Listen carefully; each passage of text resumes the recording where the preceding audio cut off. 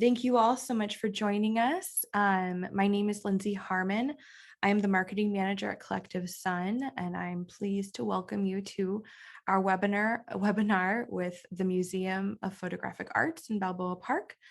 The webinar, Art and Renewable Energy, How a Museum is Utilizing Solar Savings to Spread Creativity and Culture. So we're pleased to have you here. Thank you so much for joining us either this morning or this afternoon, depending on where you're at.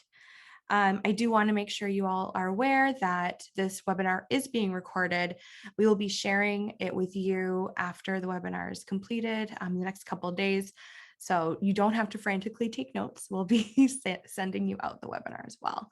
But thank you so much. At this time, I will be closing the poll. So thanks everybody for answering that one question. If you haven't yet, please last couple 30 seconds, go for it. Otherwise, I'm going to close it right now.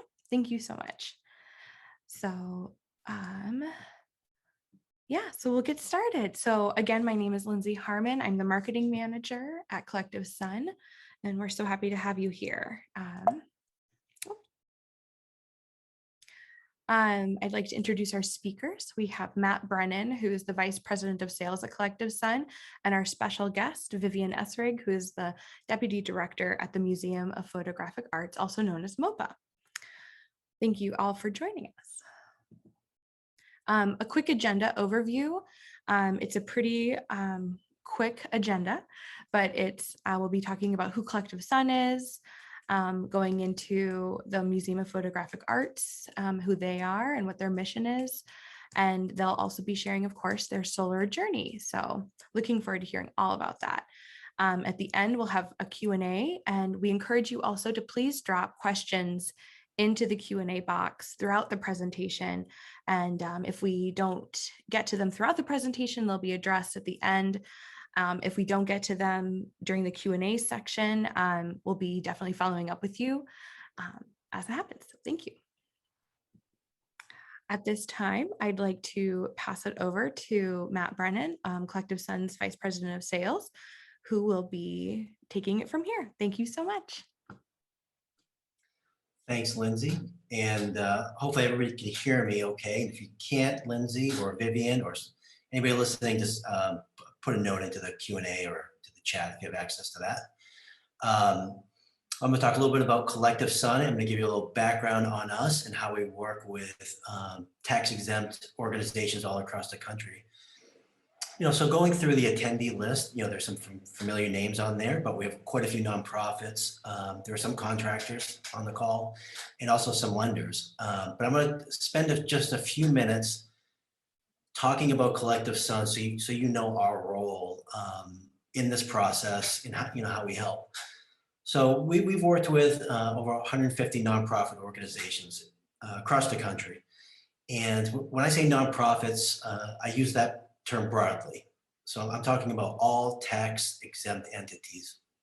As you'll see, a museum here in San Diego we worked with, but also we work with schools, communities of faith, of course, those are tax exempt. HOAs are tax exempt. We worked with HOAs.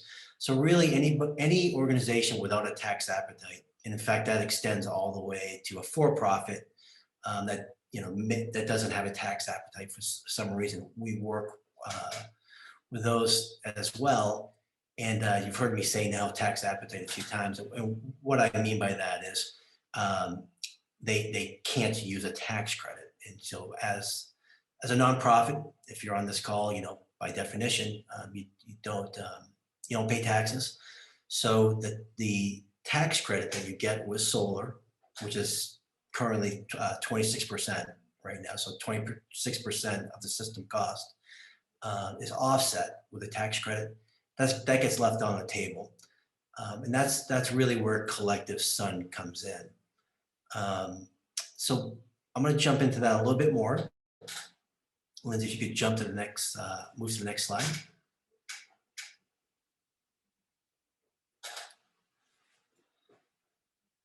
So as I mentioned, we work with all tax-exempt entities across the country. So whether you're a museum, a school, community of faith, a municipality, All of those we work with. And we help the nonprofit, we help them get access sort of indirectly to the tax credit.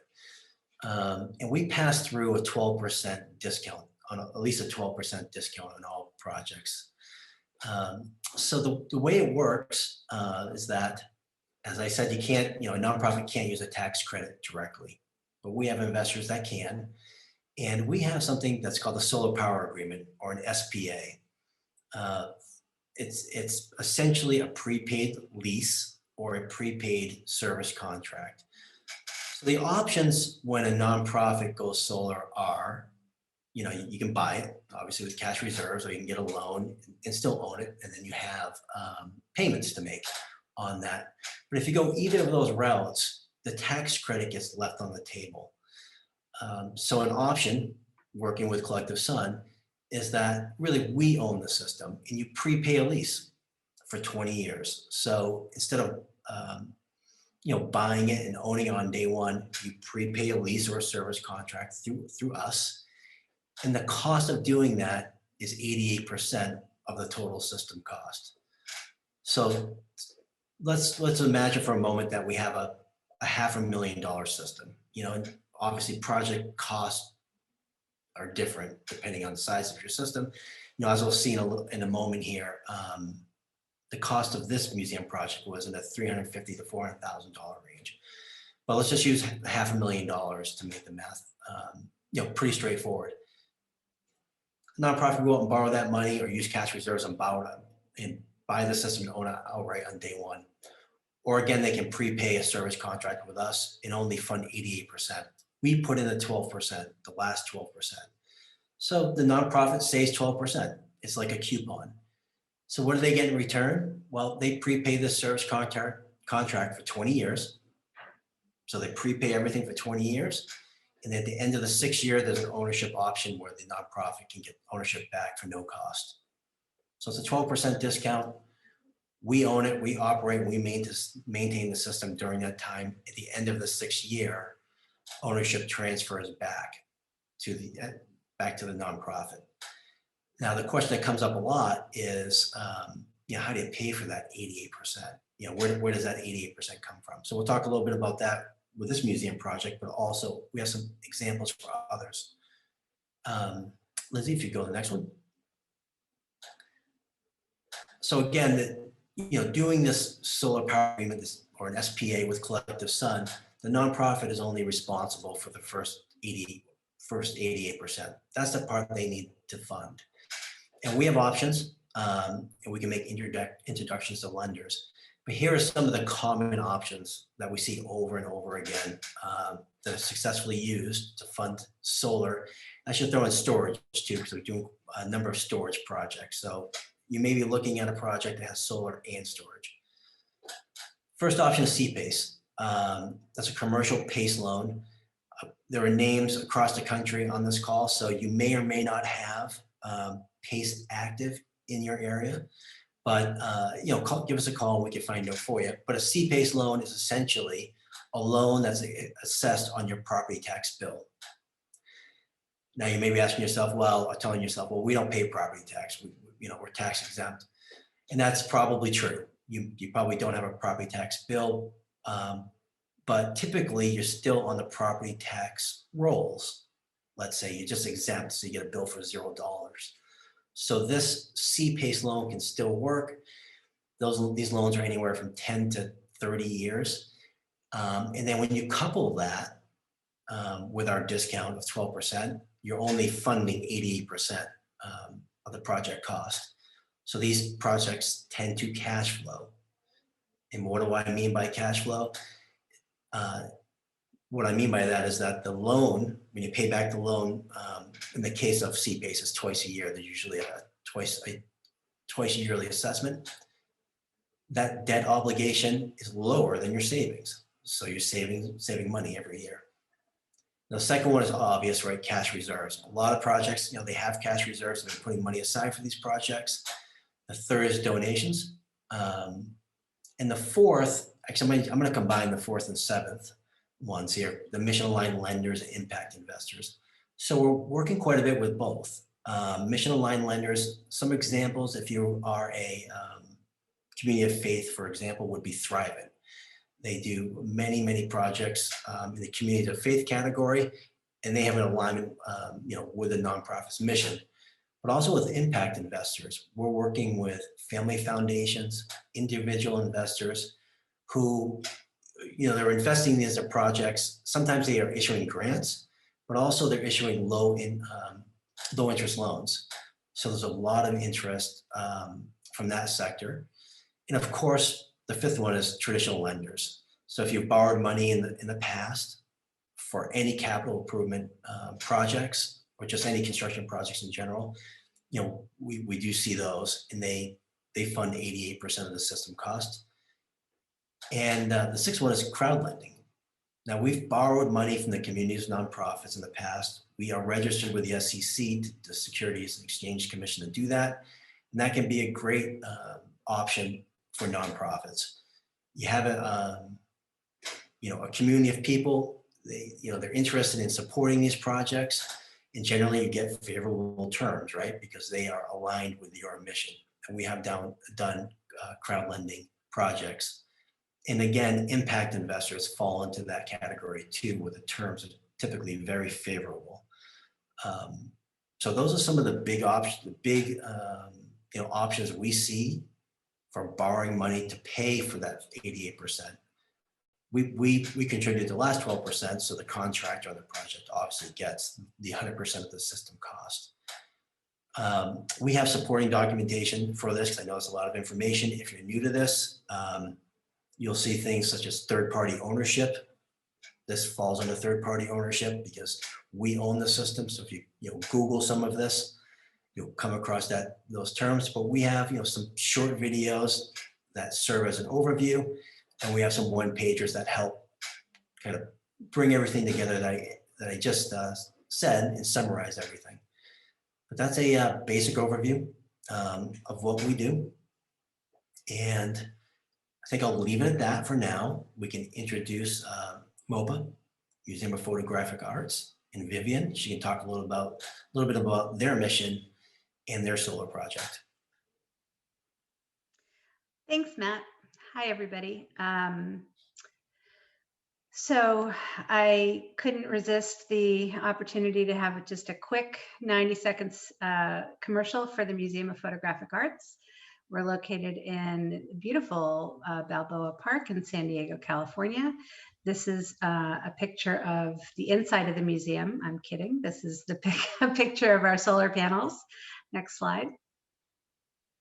So just a quick slide on our mission: to inspire, educate, and engage the broadest possible audience through the preservation, collection, and preservation of photography, film, and video. Next slide. So basically what we do is we use the art of photography to teach critical thinking and teach visual literacy. So again, I couldn't resist the minute or two that I had to do a quick plug. Check us out, mopa.org. Next slide. So I was thrilled that Collective Sun asked me to participate in today's webinar, because our journey through solar was probably one of the best things I've gone through in my 9 years at the museum. The museum has embraced climate change, environmental issues a long time ago, and have slowly done a variety of things to do whatever we can to mitigate our impact.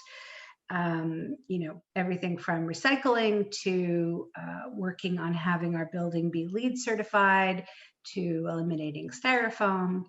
But once we did all of that, the leadership said, okay, well, what else can we do? And the next thing to do was really look at solar, which was a huge endeavor and seemed to be a daunting task. But we came across Collective Sun, and they made the whole journey just really a pleasure. And I wanted to make a quick comment on what Matt said about the tax credit.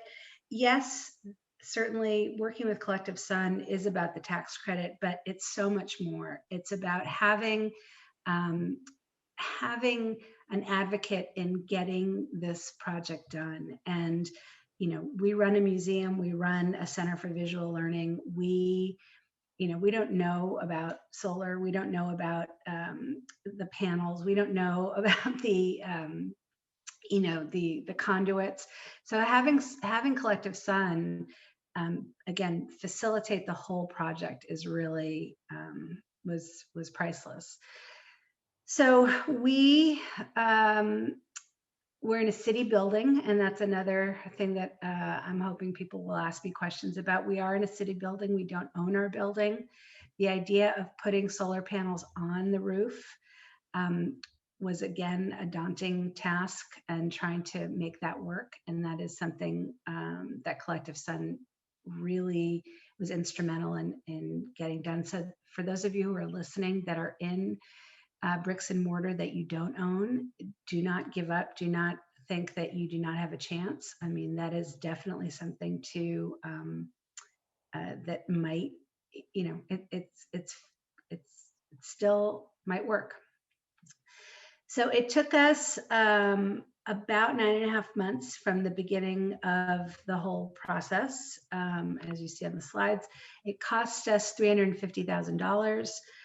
We did split it with another agency that was in our building, and it's been in effect for now just about 2 years, and we've saved somewhere between 20 and 22% on our electric bill. Obviously with COVID, the savings were a bit higher because the buildings were closed and we were not in them.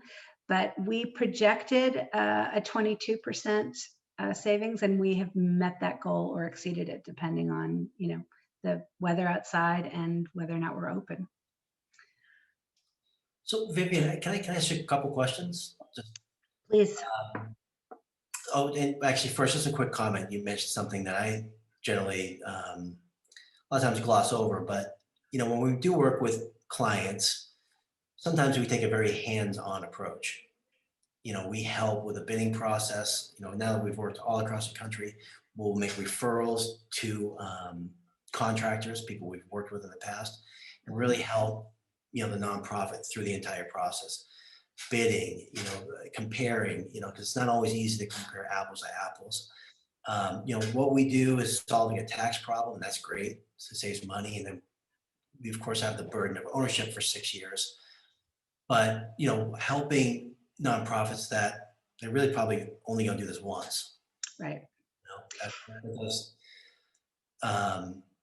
When sometimes it's a little bit hands off, but we like it when we have the opportunity where we can really jump in and, help everyone through the process entirely.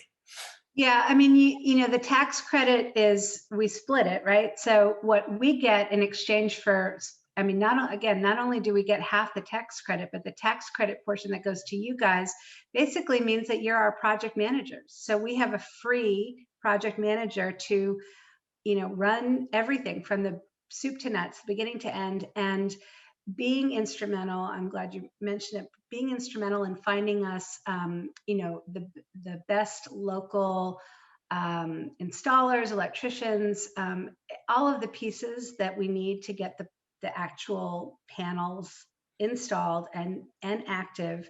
Again, this is not our area of expertise. So you brought us, the top people to submit bids.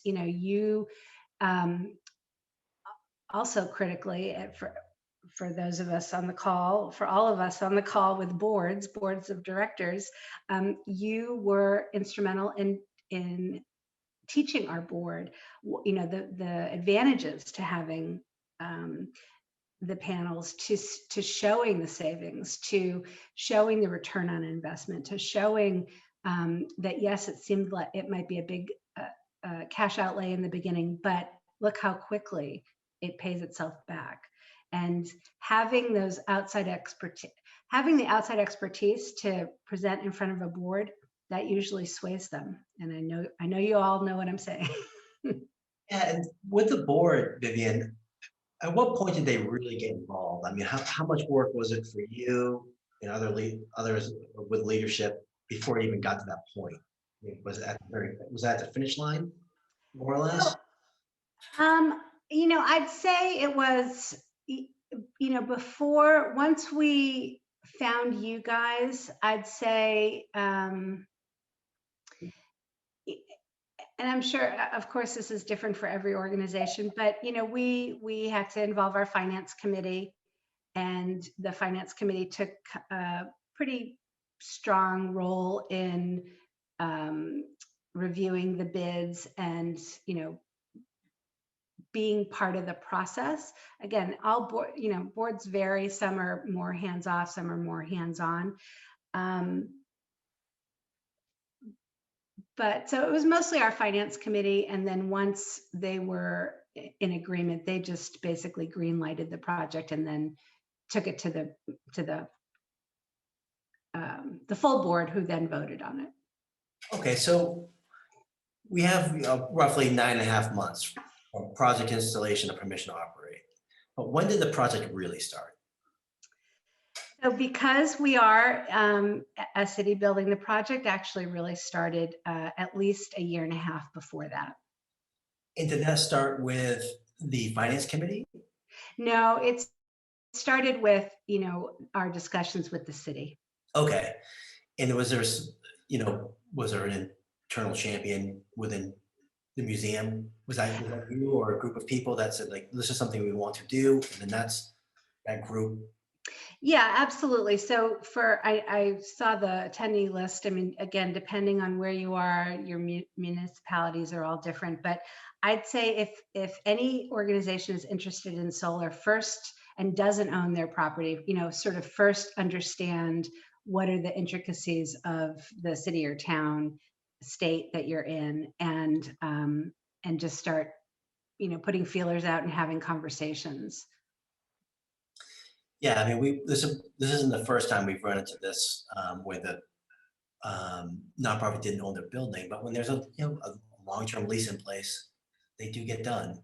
So if that's if you're on the call and that's your situation, it's definitely possible. Mm-hmm. Between the contractors, because of course you got a few quotes, was there a huge difference? Or did the information from one kind of confirm what one was saying, or how did that play out? There wasn't I wouldn't say just like a massive difference, like a 50% difference from the lowest to the highest, but there was at least a 10 to 20% difference between some of the bids. I think there was a range. It was definitely valuable to get the 3 bids.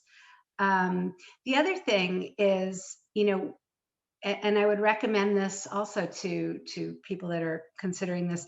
Initially we said, okay, well, let's cover the whole roof with solar and let's do as much as we possibly can. So originally we were looking at 800 panels, which is what we thought would fit on our roof. We ended up with about 450. So I think there's no reason not to shoot for the stars, and then you'll end up with what makes the most sense. So, don't get locked into saying, okay, we have X amount of roof space and we can fit, only this many. Just, have at it. Yeah, the contractors, when a nonprofit goes out and gets a few quotes, and contractors, by and large expect nonprofits to do that. They expect them to go out and, make sure they do their due diligence. They will present different options. And I know I'm looking at the attendee list, or there are organizations across the country. So there are different utilities. Here in California, there are demand charges. So that changes how you size these systems, and maybe storage will work. But you do want to look at multiple options, and going through the bidding process with MOPA. We helped with that, but contractors did present, in most cases, a few different options. I have a question for you, Matt. So how was it to work with, I know we certainly weren't your first nonprofit or your first I don't know, were we your first arts organization? I don't think so. We did a pottery museum comes to mind, but I think there were some others too. So Uh, how was it for you guys to work with the board? What's it like on your end? well, I thought that was fine working with the board. It just, when you go in with the expectations of the time frame, then you're fine because it's not going to be an overnight decision. And then working with the city, because we had to work through Balboa Park and that worked out nice too. But there were things that we learned ourselves in the process. So you need to really leverage, really on-site expertise to understand, you know, how this project can get done. And ultimately it did, and we needed the help of MOPA, working with the contractor, everyone had to come together with the city to make it happen. And that's not unusual. Um, it's just Takes that a, it it's nice. takes a village. It does take a village. It's nice to get early, if you're thinking about doing a project, it's nice to get going early in the year because timelines get constrained quickly, because a lot of people, a lot of commercial projects that aren't nonprofits are wanting to get these things installed by the end of the year to capture tax credits for this year. We're actually in the same position for our investors. So there is, even though that the tax credit isn't dropping next year, staying at 26%, there is a crunch to get these things up and running. So keep that in mind if you're listening on the call. You know, just consider that with the contractor's timeline. And then the permitting office, permitting takes months in a lot of cases. So the earlier you get, if you're thinking about doing it, the earlier the better. And also you can capture the attention of the contractors earlier in the year.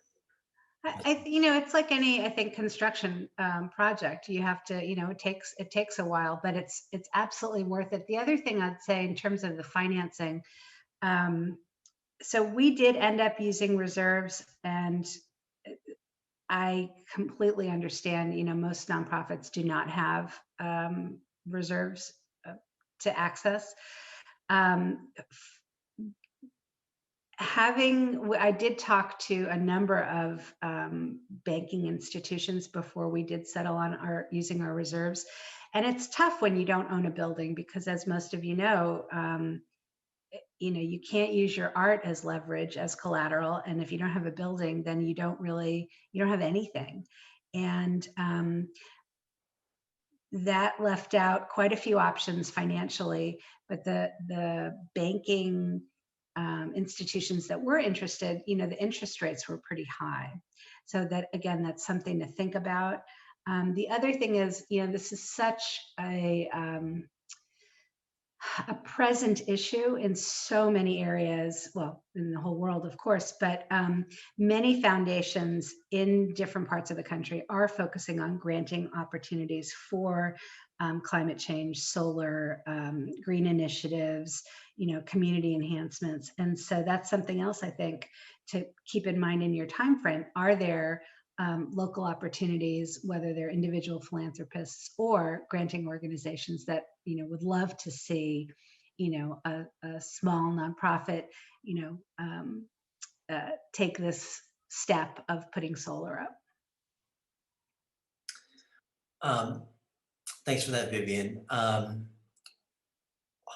question is about actually going back to the bidding process. Did the board have a lot of questions about the material being used and the equipment, or would they just, really go with a recommendation from the contractor on that? Materials, like as in the actual panels? Yeah, did they want to know about solar? Yeah. I had a lot of questions about that. Yeah. So actually, now that you bring it up, I do remember. Yes, that was a discussion topic for our particular finance committee and our particular board. People were very interested in where the panels coming from, who manufactures them. We did this now. I mean, we started this process now almost 4 years ago, and again, it's been up and running for 2. So now we're back to 17, 18, and there were, with that particular presidency, there were issues with China, right? And there were issues with import delays and trucking contracts, and how the materials were going to get to us, and what companies were we going to support. So yeah, actually that did come into play. Things are a little bit differently now politically, but that might happen. Again, sort of depending on the personalities that you're working with on your board. That's right. Yeah, we did have the import tariff and things happening Right. when this project was happening. And just, I do remember quite a few conversations about the equipment being used.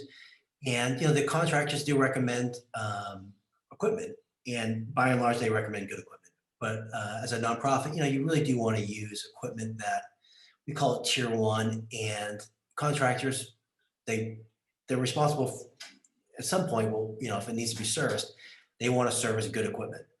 Um, and the equipment costs have come down, and it's a smaller and smaller part of the equipment of the overall cost. But it's important to use equipment that has a long track record, because this will be on your roof or in your parking lot, or if it's on your property for a long time. So that that's another good reason to compare different quotes, talk with us, and we can make recommendations on that. The other thing that comes to mind when we're talking about this at this level is another thing we made a point of doing was including a long-term service contract as part of the original project, because as many of you know, when you've got this kind of capital expenditure, you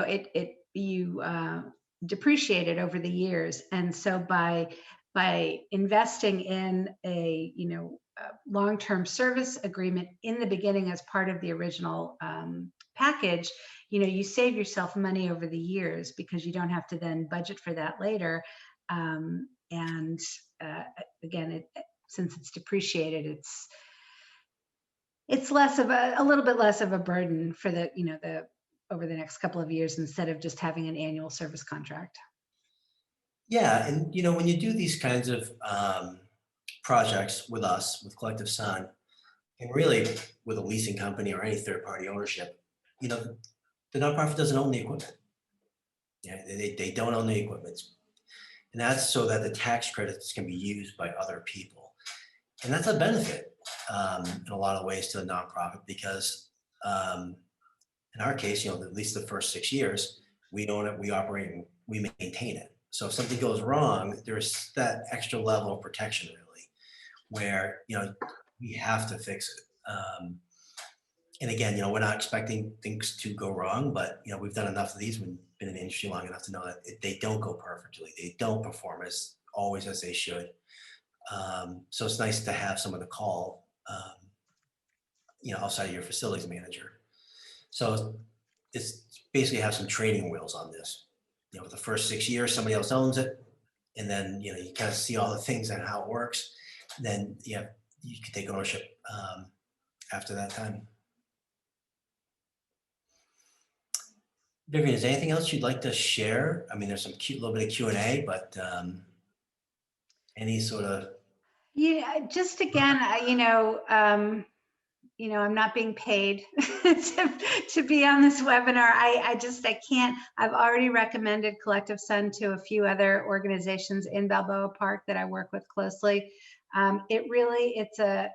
It's a win-win, absolutely no lose proposition, and I'm just so grateful that we've crossed paths, and I think that the business model that you guys have is just again, a tremendous opportunity for any nonprofit to take advantage of something that we just never would have the opportunity to take advantage of. Well, thanks for that endorsement, Vivienne. We really appreciate it. This is it's a great project. We happen to be in San Diego, so it's nice doing projects like this in our hometown. Balboa Park is beautiful. So I'm going to move to just answer some quick Q&A. I have some questions to go through. And if anybody last minute wants to throw some more in there, we'll monitor that. So some questions about who qualifies and where. So I mentioned earlier that we currently work in 19 states. And really the limiting factor in that is the utility. So let me give you an example. Florida for a long time, they didn't really allow third-party ownership. Those are power purchase agreements and leases. But things have loosened up in Florida, where they do allow leases. So as long as the utility allows the leasing of solar equipment, we can operate. So Los Angeles Department of Water and Power, LEDWP. It's a great example where you can lease equipment there, solar equipment, and we can operate there. So if you're in an area, if you look on our website, you'll see the state on there. Reach out to us. We can find out if the utility allows third-party ownership. If they do, we can operate there and help you. Do you have zero down options? Yes. So we do this 12% discount, right? It's our solar power agreement. I called it a prepaid lease or prepaid service contract before. But there's an 88% sort of deposit or prepayment. We have lenders who are interested in those projects. So it becomes a zero down option. Let me just go through this here. Here's one for Vivienne, specifically about MOPA. What's been the community response to MOPA?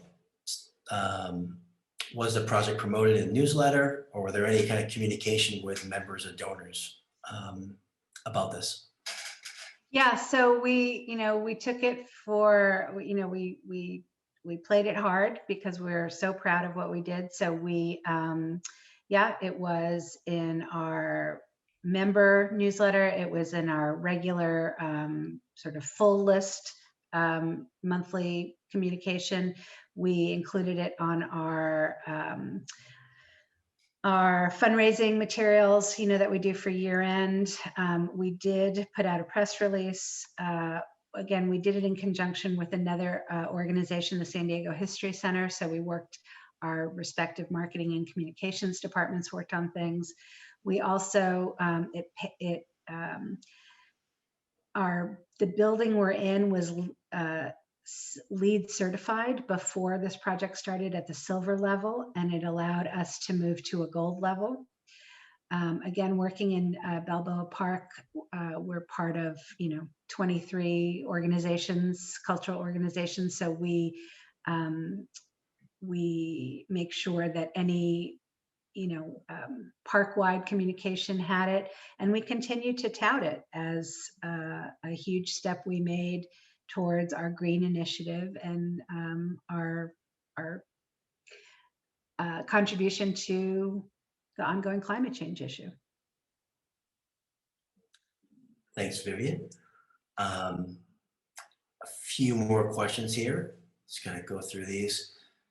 Are there any hardware requirements? And by that, I think you mean, can we use any solar panel? Can we use any inverters? We have a pretty long list, but if you have any questions on that, we can provide that to you if you're a contractor. We have a pre-approved list. Roofs. Let's see. If the roof needs to get repaired or replaced, can you accommodate that? Of course. So, I mean, we like to do it before. If a roof needs to be replaced, it's a good time to do it, right? But if some roof work needs to be done, yes, we can absolutely accommodate that. And we'll work with you. We'll work with the roofer and the contractor. Can you finance storage? Yes. So if you're looking at storage systems, we can do that. Can I, Matt, can I throw in something about the roof? So when you don't own your building and therefore you don't own your roof, that was actually something that was an issue for us. So one thing, it's definitely something to keep in mind as you start the project and as it continues. And one of the things we had to build in is into our long-term strategy is that at some point, when the roof needs to be replaced by the city, we are responsible for removing the solar panels and then putting them back up. So that's it's not a huge burden, but it is something to consider when you don't own your roof. What are the long-term projections of having it needing to be replaced, and how does that fit in? And putting aside a little bit of money to work with, again, whatever municipality that you're in, so that you're not caught off guard. Yeah, and contractors are used to that, Vivian. I mean, a lot of times they, they can almost give you a quote and say, look, this is what it will cost for us to come back out and, take the modules off the stanchions, store them, and then put them back up. So you kind of know what what that price would be if you had to do the work. So all, this is happening all the time. So if roof work needs to be done, that isn't an issue at all. Taking a look here, just trying to put them all together. Is this transferable upon sale? Yes. So let's say the nonprofit were to sell the building, while the solar power agreement with prepaid storage contract was in place. Sure, it would transfer to the new owner. What's the minimum project size? We have a minimum of 50 kilowatts. That's that can range anywhere from $100,000 to $150,000 to $175,000 typically. What happens after year 6 with operations and maintenance? So there's that transition of ownership, right? Within the nonprofit would own it at the end of the 6th year, beginning of the 7th year. So who's responsible for the O&M? Well, everything transfers to the nonprofit. So the nonprofit does own the system at that time, but there's typically a 10-year workmanship warranty in place. There's a 20-year inverter warranty in place. And sometimes you can purchase or already have in place, extended O&M contract. But everything, is transferred to the nonprofit at that time. So O&M is operation and maintenance, that's what O&M is a responsibility of the nonprofit. But there are plenty of ways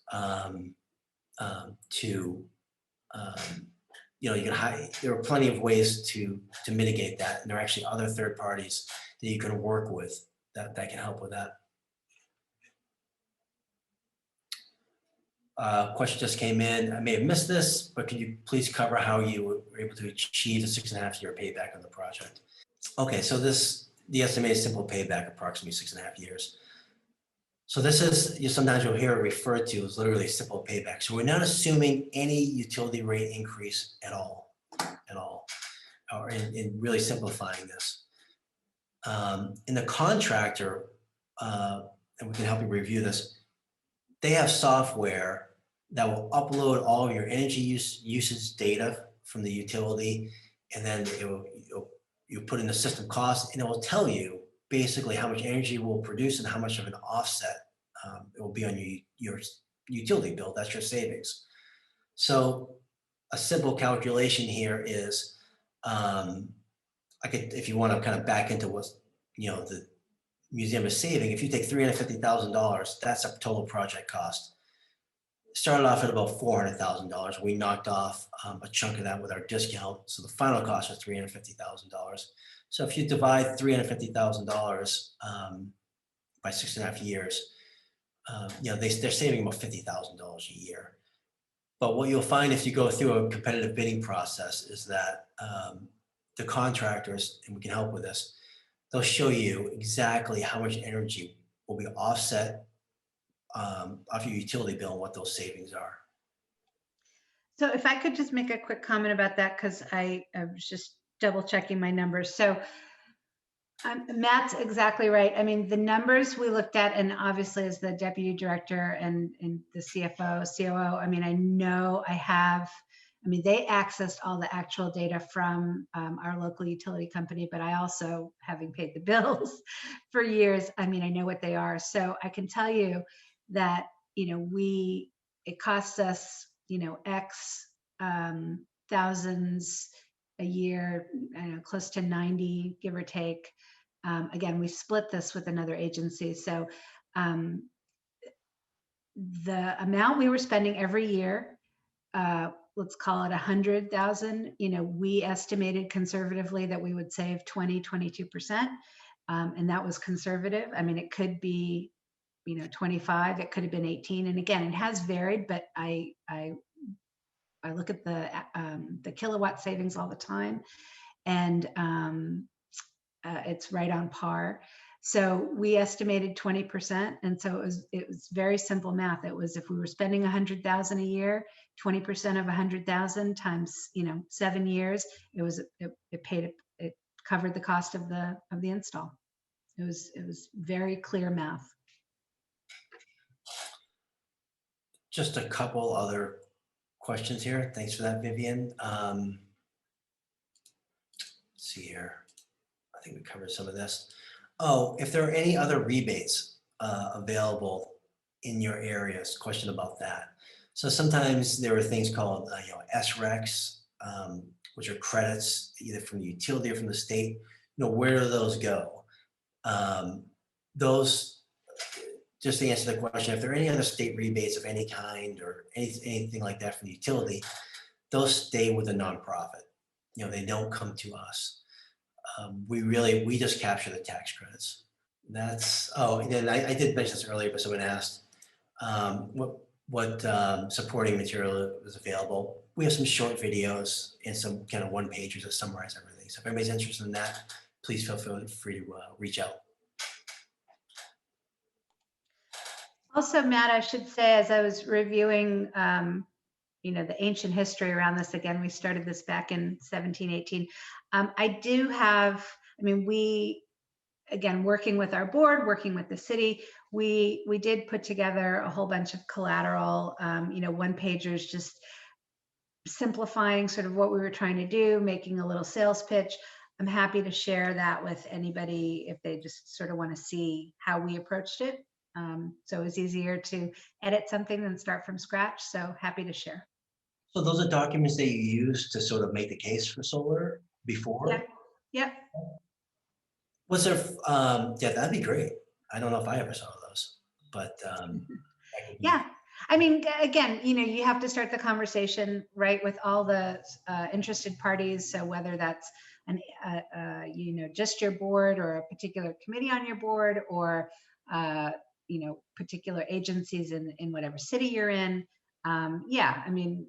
You have to sell the project from day one. So we did put together some, again, just one-pagers and summaries, for all the interested parties. Yeah, I would love to see that. And if anybody wants, that's generous of you. And if you could share, that'd be great. And just one other question on that, was the case made mostly on a financial basis? Or is it, sort of a sustainability or a combination? So for the board, it definitely, it was a financial / sustainability. It really, I learned a new expression, not kill two birds with one stone. It's feed two birds with one scone. So we appeal to their humanity and also to their bank accounts, to their wallets, and the their fiduciary responsibility to the museum.